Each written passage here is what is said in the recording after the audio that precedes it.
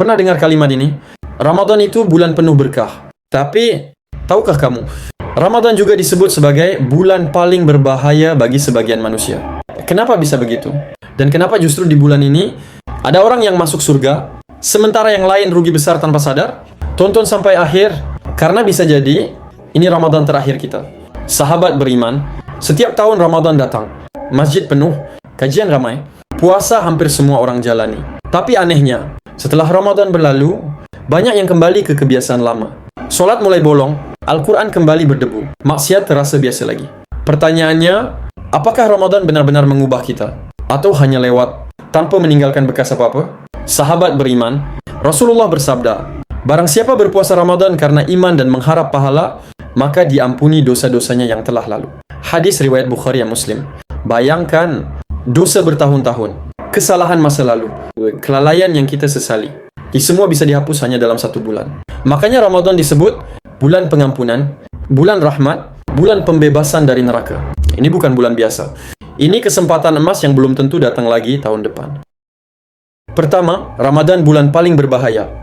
Sekarang coba kita renungkan pelan-pelan. Rasulullah tidak sembarangan mengucapkan kata celaka. Dalam bahasa Arab, kata ini adalah peringatan keras, bukan sekadar nasihat ringan. Celakalah seseorang yang menjumpai Ramadan, lalu Ramadan berlalu sebelum dosa-dosanya diampuni. Kenapa sampai disebut celaka?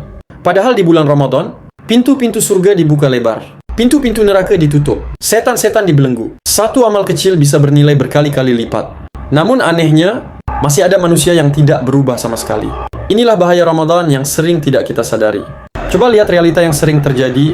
Ada orang yang rajin puasa, tapi mulutnya tetap menyakiti orang lain. Komentarnya kasar di media sosial. Ghibah jadi hiburan setelah buka puasa. Ada yang semangat tarawih di awal Ramadan, tapi masuk hari ke-10 mulai bolong. Masuk hari ke-20 masjid ditinggal. Masuk akhir Ramadan, sibuk belanja dan hiburan. Ada juga yang berkata, tenang saja, nanti di 10 malam terakhir aku tobat.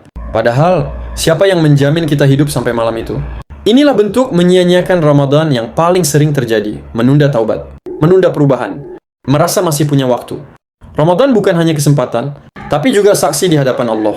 Ketika Ramadan datang, sebenarnya tidak ada alasan lagi.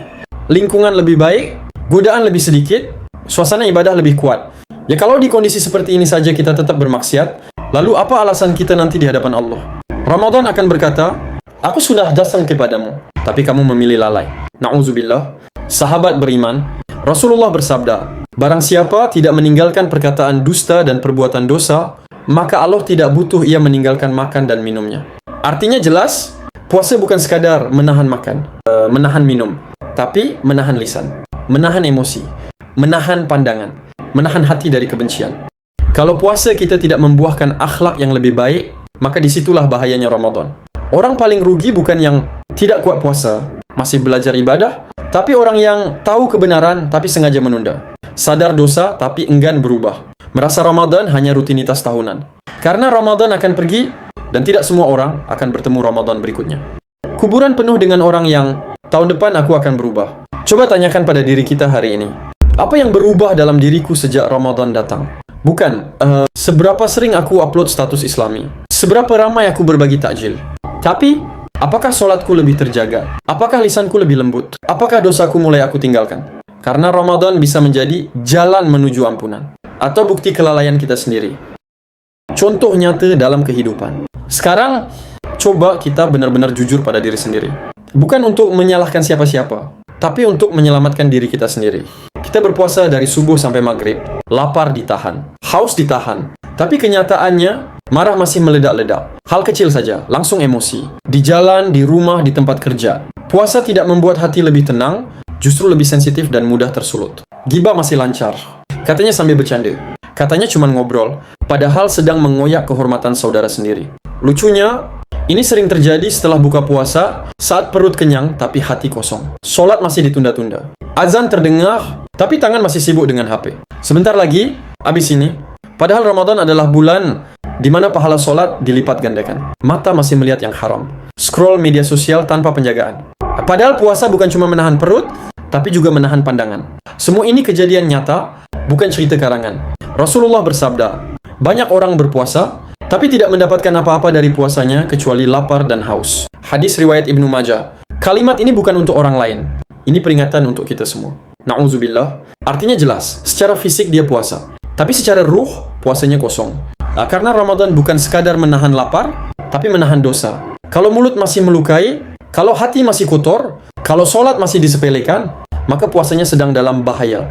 Yang lebih mengerikan adalah ini, ada orang yang berkata, nanti saja berubah, kan masih ada waktu. Padahal Ramadan itu bukan jaminan. Ramadan adalah ujian. Ujian untuk melihat siapa yang benar-benar ingin berubah, siapa yang hanya ikut suasana. Kalau setelah Ramadan, maksiat kembali normal, sholat kembali lalai, Al-Quran kembali ditinggalkan, maka itu alam bahaya.